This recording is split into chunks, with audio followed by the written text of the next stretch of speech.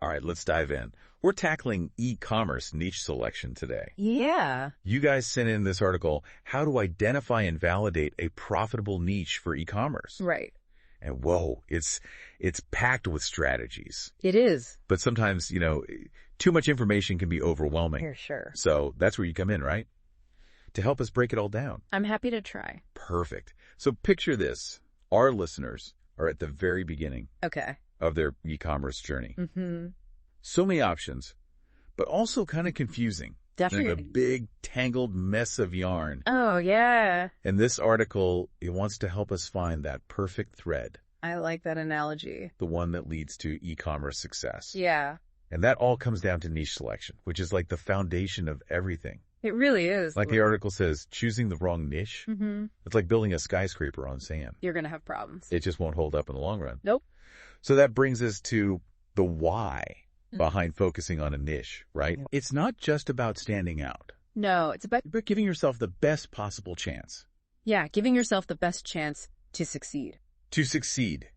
The article lists all these benefits, It does. but here's where it gets interesting for me. Okay. Let's say you're selling, I don't know, handcrafted jewelry. Okay.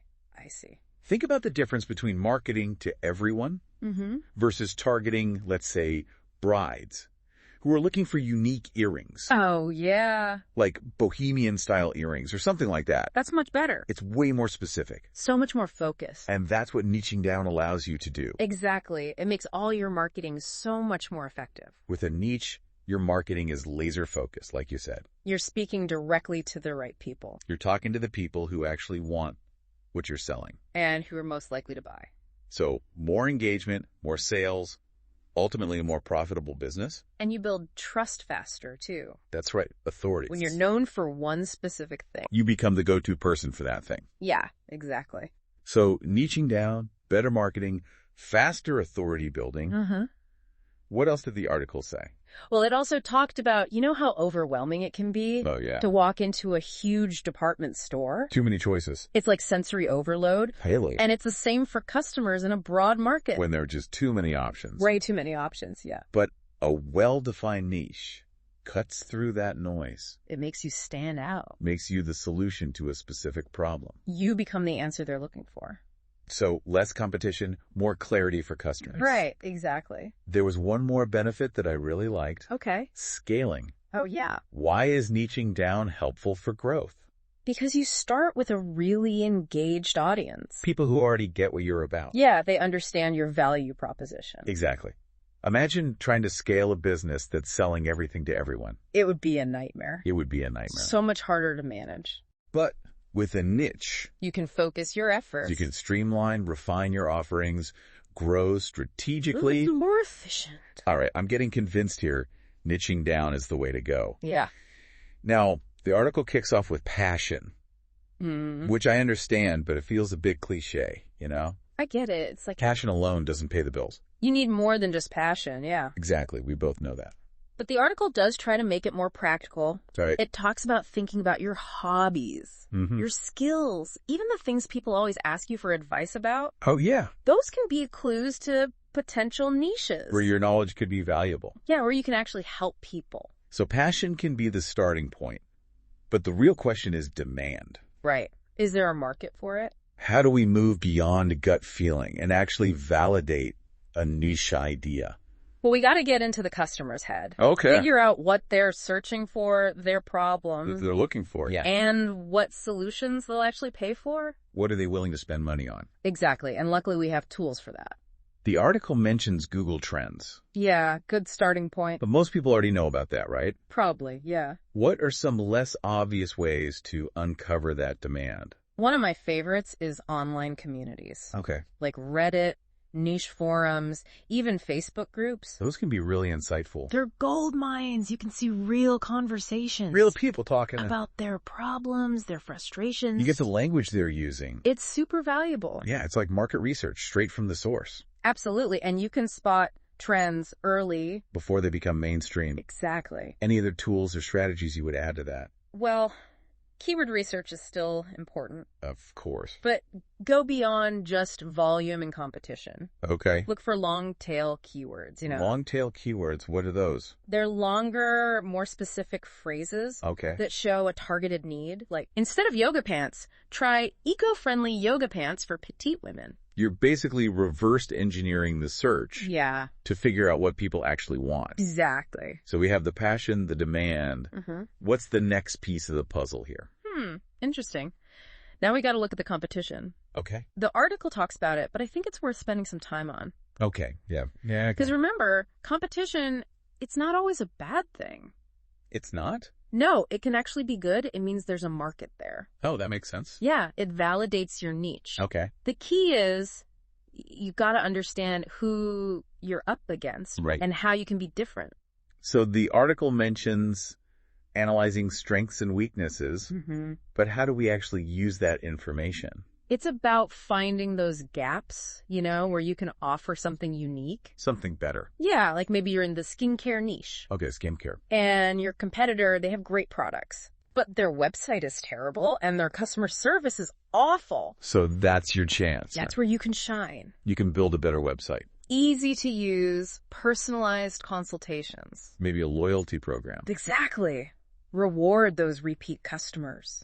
So it's about finding your advantage. Your unfair advantage. The thing that makes you irresistible. That makes people want to buy from you. And that differentiation can come in different forms. Product features, your brand story. Pricing, even packaging. Don't be afraid to experiment. This makes me think about the pre-sales testing from the article. Oh! I think that's such a smart idea. It is. Validate demand before investing too much. Have you seen that work? Absolutely. I've seen businesses use it to refine their offerings. Give me an example. I worked with a company, they were launching eco-friendly yoga mats. Okay. They made a landing page with images, their story, and a pre-order button. Whoa. They ran ads on social media. The response was amazing. There you go. The pre-orders validated their niche, and they got feedback on pricing and features. Wow, so you're getting customers involved early on. Yeah, co-creating with you. And the article also talks about social media for validation. It's so powerful for connecting with your audience. But social media can be a time suck, too. That's true. How do we use it strategically? Focus on quality, not quantity. Okay. Pick a couple of platforms where your audience is. Don't try to be everywhere. Exactly. And be genuine. Share good content. Show your personality. Authenticity is key these days. It is. People can spot a fake. Be real. Be helpful. Build relationships, not just followers. I like that. Build relationships. Now, there's one part of the article I think people struggle with. What's that? Assessing profitability. Oh, yeah. The numbers can be intimidating. Especially when you're starting out. It is important to understand if your niche is viable, though. So the article says aim for a 30-50% profit margin. That's a good starting point. But we also need to think about pricing. Production costs, marketing expenses, all of that. It's the bigger picture. Making sure your business can actually work. Any tips for ensuring our niche is financially viable? Create a financial projection. What's that? Estimate your costs, your expenses, and your potential revenue. So you know how much you need to sell to break even. Exactly, and to start making a profit. Okay, so projections are important. Very important. Anything else? Think about scaling and future growth. Okay. Can you expand your product line? Offer upsells. Create a subscription model. Yeah, choose a niche with room to grow. So we're thinking long term. Always thinking long term. And being flexible. The market changes, you gotta adapt. What's a winning niche today might not be tomorrow. That's true. Stay informed, be agile, be ready to pivot. Speaking of pivoting. Yeah. The article doesn't really dive into that, but I think it's so important. It is. It's okay to change course. Sometimes it can lead to even bigger success. Absolutely. It's all part of the journey. Embrace the ups and downs. Learn from mistakes. And keep experimenting. So, competition, profitability, scaling. We're getting a good framework here. But there's one thing the article keeps coming back to. What's that? Customer feedback. Oh, yeah, that's crucial. Why is it so important for niche selection? Because your customers decide if your business succeeds. They're the ones buying. Exactly. Their feedback validates your niche, helps you improve. The article suggests surveys and polls. Any other creative ways to get feedback? I like to create a customer advisory board. What's that? It's a small group of your ideal customers Okay. who are passionate about your brand. They give you honest feedback. On your products, your marketing, your strategy. Like a built-in focus group. Exactly. Meet with them regularly, get their insights. Test campaigns, get feedback on the experience. It's invaluable. So it sounds like niche selection is an ongoing process. It is. It's a journey. The market's always changing. Consumer preferences change. New opportunities pop up. You got to stay curious, adaptable. And always listen to your customers. It's like those little hidden alleys in a city. Oh, yeah. You might miss them if you're not looking. Right. But they could be full of amazing things. They can. Those hyper niche markets. Hyper niche, that's what we're talking about. Yeah, it's almost like a counter trend to the mass market approach. Going against the grain a little bit. Yeah, for sure. So the article says hyper niche markets let you become an expert. For a very specific audience. But it also feels like it could limit your growth, right? That's a good point. What do you think about that? Well, a hyper niche market might have fewer customers overall. Okay, smaller customer base. But those customers are super passionate. They're really into it. And loyal. They're actively looking for solutions. Solutions just for them. Tailored to their specific needs, and they're willing to pay more for that.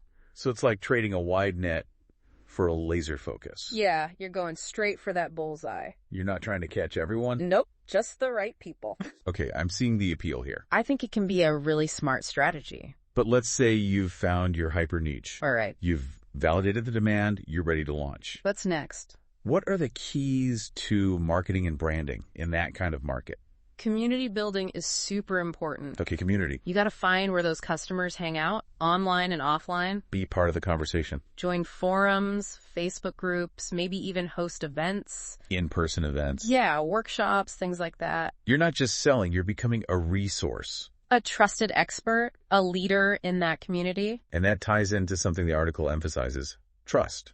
Oh, yeah. Why is trust so important in a hyper niche market? Because those customers are often trendsetters. Early adopters. Influencers, they value authenticity. Transparency, real connection. They want to feel like they're part of something special. Something exclusive. Yeah, it's about the experience. Okay, I'm getting so many ideas. I think there's a lot of potential here. This deep dive has been incredible. We've covered so much. We have, from the basics of niche selection to some pretty advanced stuff. I think our listeners have a lot to think about now. They do. Hopefully they're feeling inspired. I think so. But before we wrap up, I want to leave them with one last thought. Okay. The article ends by saying, you've got this. It does, and I believe that too. Finding that perfect niche, it might take time. It might take some experimenting, some pivoting along the way. But it's definitely possible. It is, if you're willing to put in the work. So listeners, here's your challenge. What's that? What's one small step you can take today to get closer to your niche? It could be anything. Brainstorm your passions. Explore an online community. Try a keyword research tool. Whatever it is, take action. The world of e-commerce is waiting. Thanks for joining us on The Deep Dive. We'll catch you next time, ready to explore something new. See you then.